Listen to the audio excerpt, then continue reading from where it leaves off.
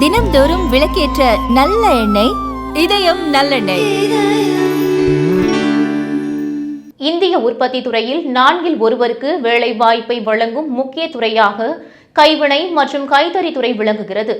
ஆனாலும் இத்துறை குறைந்த உற்பத்தி திறன், முறையான அமைப்பின்மை மற்றும் சந்தை வாய்ப்புகள் இல்லாமை போன்ற பல்வேறு சவால்களை எதிர்கொண்டு வருவதாக இன்ஸ்டிடியூட் ஃபார் ஹியூமன் டெவலப்மெண்ட் மற்றும் கிராஃப்ட் கவுன்சில் ஆஃப் இந்தியா ஆகிய அமைப்புகள் இணைந்து நடத்திய புதிய ஆய்வில் தெரிவிக்கப்பட்டுள்ளது. மேலும் துறையில் உள்ள தொழிலாளர்களின் அரசு நிர்ணயித்துள்ள குறைந்தபட்ச ஊதியத்தை விட மிக குறைவான தொகையையே வருமானமாக பெறுகின்றனர் என்பது தெரியவந்துள்ளது.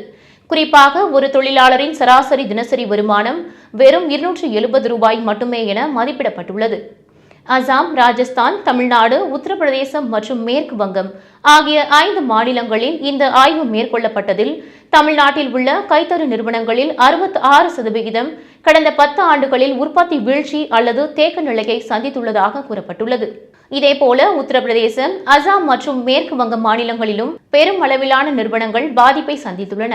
பெரும்பாலான கைத்தறி நிறுவனங்கள் வீடுகளிலிருந்தே இயக்கப்படுவதாகவும் 2.6% நிறுவனங்கள் மட்டுமே 5க்கும் மேற்பட்ட தொழிலாளர்களை கொண்டு செயல்படுவதாகவும் இந்த ஆய்வில் கூறப்பட்டுள்ளது.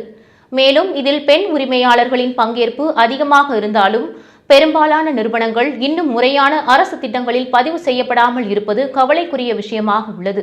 கூடுதல் சந்தை வாய்ப்புகளை உருவாக்கவும் தொழிலாளர்களின் வாழ்வாதாரத்தை உயர்த்தவும் அரசு உரிய நடவடிக்கை எடுக்க வேண்டும் என்பதே சமூக ஆர்வலர்களின் கோரிக்கையாக உள்ளது.